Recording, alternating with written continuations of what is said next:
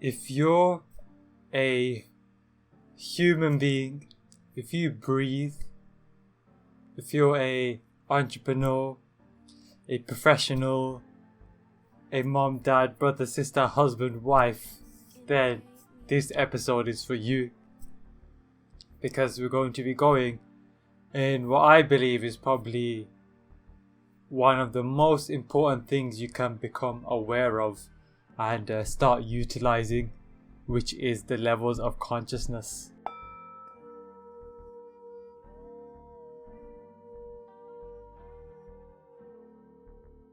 What is up? It's your host and meditation coach Manvir, back with another episode.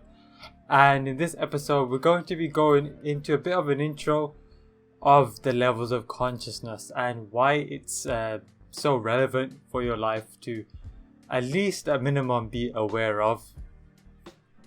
And so the levels of consciousness were created by, well, I came first across it by an author called David Hawkins in his book called Power versus Force. And that in itself, that book highlighted a lot for me, because it's like you can already see these two distinguishments between a force and power. And I talk a lot about effortlessness in this channel, and effortlessness is one of my guiding principles. Whatever I do, I try to do it in the most effortless and efficient way. And so this was better developed by New Humanity School, and when I really got into levels of consciousness, it's when I saw how New Humanity School had really developed practices for each level of consciousness, as well as developed the higher levels of consciousness. And I'm saying levels of consciousness, you may not even know what that means. And just to give a brief summary of what it is, which I took from the New Humanity School website, is the levels of consciousness brackets LOC are a complete overview of the evolution of human consciousness and possible life experiences. Now, what does that mean? Essentially, this is a map of your evolution of consciousness, where you can go to, but also realizing where you're at, as well as the possible life experiences that you would experience, meaning whatever you're experiencing is in a sense predictable in some way or manner. Now, of course, the actual scenario may be unique, but overall, what you're experiencing, going through in life, is actually predictable depending on where you're at. And just to explain a little more about the levels of consciousness, and give a bit of a easy takeaway into, rather than going through each one, the New Humanity School actually splits the levels of consciousness into three main categories, which is victim abuser consciousness, self-empowerment consciousness, and self-realization consciousness. And starting off with victim abuser, it kind of gives it off in the name. This is someone who is a victim to life. They haven't realized that they have the power to make change, and they're always blaming others and even accusing or hating on others that probably are doing better for their life. And you've probably experienced this as well as being here. Everyone's kind of starts in victim abuse and makes their way up, but you can observe others in your life as well as past experiences of yourself or past versions of yourself, because 99% chance if you're watching this, you're not in victim abuser, and if you are, then great, you're in the right place. So you can see that aspect of yourself that didn't felt like life was just life, how it is. Life's unfair, life's pretty, life is meant to be hard. These kind of things are in a victim abuser consciousness. And this is actually, in the book Power versus Force, a kind of space of consciousness which brings you in a downward cycle. Like, it has a downwards momentum. If you're in victim abuser, you end up usually dragging others down as well as yourself down. And this loop kind of breaks when you work your way into the self-empowerment consciousness. Now, this level of consciousness is where you begin to realize that you can make changes in your life. A lot of us may have got into positive thinking or personal development, start to, change our beliefs and start to develop a trust towards life and a neutrality towards life. Like, hey, okay, this is the situation as it is, but I can improve on it. And this is still more mental, in the sense that, you're using a lot of mental tactics, positive thinking, affirmations, Tony Robbins, following a lot of these people like David Goggins, like this guy who's I think he's an Ironman athlete, and he's done a lot of crazy things through the will of the mind. You really begin to tap into that in self-empowerment. And then eventually you make your way into self-realization consciousness. And this is where you begin to tap more into the spiritual aspect of yourself, and you start to open up yourself more in an energetic sense. And this is where your extrasensory abilities start opening or developing. At this point you may have gone through some sort of Kundalini experience, some sort of lucid dreaming, out of body experience probably, and you start to become more familiar with energy. And self-realization consciousness starts at inner light, which is when you begin to actually experience a lightness of yourself that you didn't experience before. Some may call this your light body starts activating, and this goes all the way on to enlightenment and full consciousness. And so why is this relevant in the first place? Why do I need to know this? And I already kind of gave it away, in the sense that whatever you're going through is actually predictable. Like, the overarching experience is predictable, and again, obviously the unique experience isn't going to be the same. Like, I may, depending on where I'm at, I may go through a certain breakup, and that lesson could be equally learned going through something going wrong in your business. Like, the lesson can be the same, although the context's different. And so you begin to, now that you know that, oh, my problems are predictable, and now that you know where you're at, you can see where you can go and produce solutions to a lot of the problems you're facing in your life, and much quicker.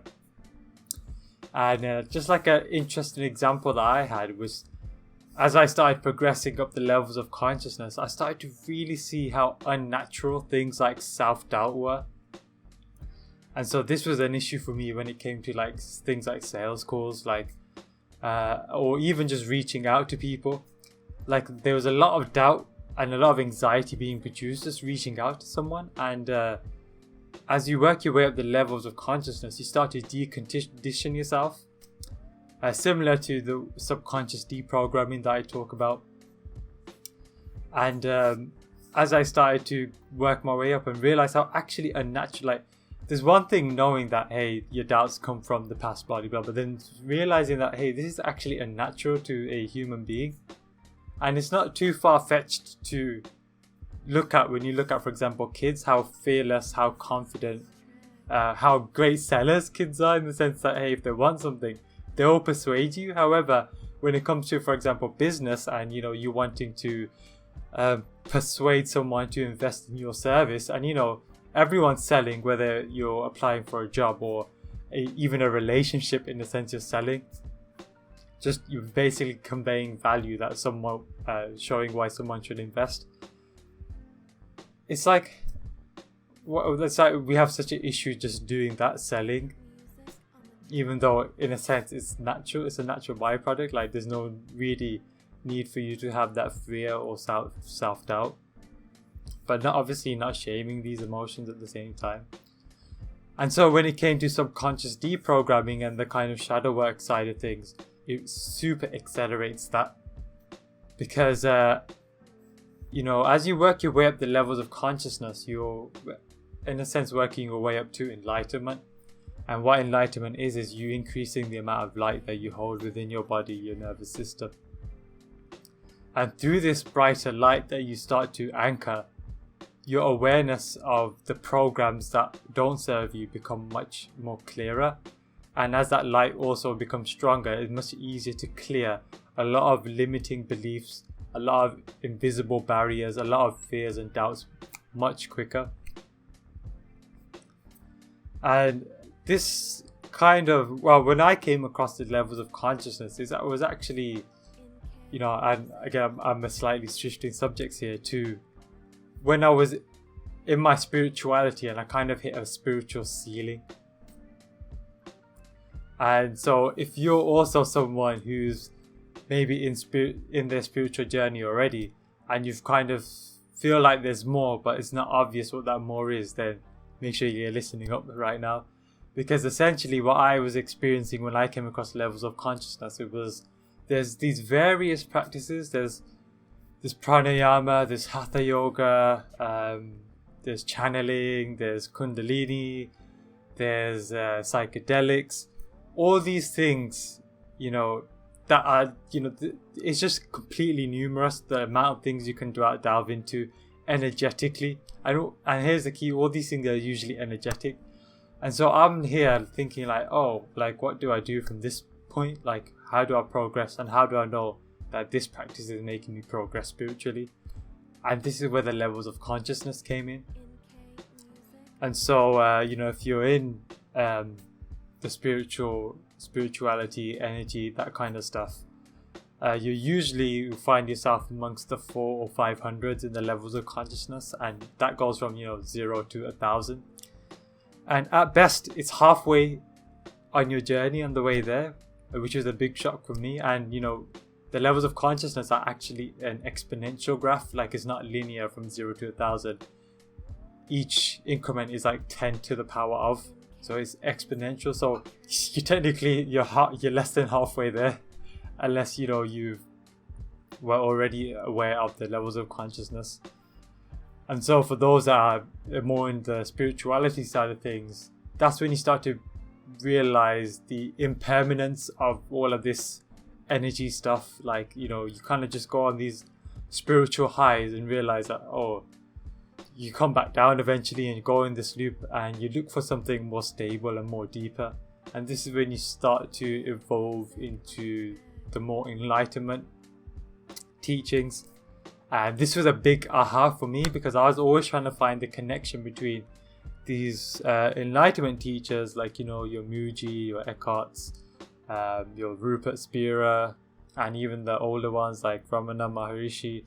And they very little or rarely or even, you know, pushed away the spiritual stuff, that, you know, the kind of energy work, the chakra work, the, you know, certain meditations. They kind of neglected those things. So I was like, but then at the same time, I saw a level of mastery in those enlightenment teachers and a level of fulfillment and contentment that I didn't, and, you know, just this stillness that I didn't observe in, for example, people who are mastery at, you know, certain yogas or certain other disciplines. And so the connection I realized was that, you know, those who are at the enlightenment level don't necessarily have delved into spirituality, but that is actually a progression from spirituality from the ever-changing non-permanence of non-permanent to the permanence, which brings us on to, you know, enlightenment and your natural self.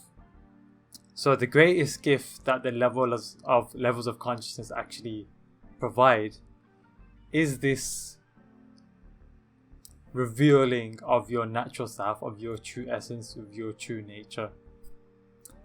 You know, who you are behind all the programming that came in from birth. And, you know, that unique blueprint that you came in with, that unique mission and purpose, begins to unfold as a natural byproduct. Like, you know, I mentioned, you don't have these doubts, you don't have this lack of clarity of what to do anymore. You really begin to unfold and express the unique essence of who you are, the unique emanation of source you are. And, you know, just to actually go back quickly and just to wrap things up around the spirituality aspect, is that you don't need to be spiritual. You don't need to even do a lot of this energy work and dive really deep into that space to reach full consciousness. It's just something that you could dive into and a tool to use on the way. And so you really begin to get this fulfillment in the now, and this is how what I'm experiencing as I'm working my way up to the higher levels of consciousness, is just this ease and this naturalness of yourself unfolding. And I mentioned in the previous episode how, when your fulfillment of now becomes so great, any desire you have can't match it. You become a vacuum for everything you do desire. So essentially, if you want to experience an amazing life, it will happen as a byproduct of working your way up in the levels of consciousness, because your fulfillment in the now becomes, well, that's the end game really. If you're completely fulfilled as you are right here, right now, everything is just icing on the cake. And so yeah, that's the levels of consciousness for you there. Just thinking, is there anything else worth mentioning before wrapping up? But I trust this served you well, and I ask that you like, comment and subscribe if this served you. Comment, let me know what stood out to you, what you enjoyed most, and what you may even like to see in the future. And make sure you subscribe and hit the notification bell so you can be up to date with new episodes. And just to recap here, we went over the levels of consciousness, what they are. We explained that the levels of consciousness are a complete overview of the evolution of human consciousness and possible life experiences. And so the relevance of this is that, you can find out where you are at life. You can predict the challenges that will come, and you can find the solutions even faster. And we kind of discussed how as you work your way up the levels of consciousness, you become your natural self. You become more and more you become more and more normal, which is a funny thing that I found. Like, enlightenment has this big name, but as I work my way up, I'm just like, wow, I just feel normal. And in a sense, it becomes like the hero's journey, where you begin as a normal quote unquote person, you go on your discoveries, you probably become spiritual, start identifying yourself as spiritual or something else, and then you come back down and become a normal person again, and it's beautiful. And so we discussed how this is the natural self, how it unfolds the natural self, and how you can really live life in a fulfilled way, in the way that you were, in the blueprint that you came here with. And this was just a quick overview. I'll be going over the levels of consciousness more in depth over time and as I progress. But I want to state that newhumanityschool.com is an amazing source for those that are already even familiar with the levels of consciousness, because we really go into depth over there in each LOC and explain especially the higher LOCs, and the teachers behind this have really worked with a numerous amount of students and accumulated this information, so it's like pretty much scientifically done in a sense. And if you would love to have some assistance, if you're facing certain doubts, certain challenges, certain fears that you can't get over, invisible ceilings, and if you want to work your way up the levels of consciousness, in the subconscious mastery program, that is part of the whole process. And so definitely reach out for a free consult where we can see where you're at and see if there's anything I can do to help. And other than that, it's your meditation coach Manvir signing out, wishing you a wonderful day.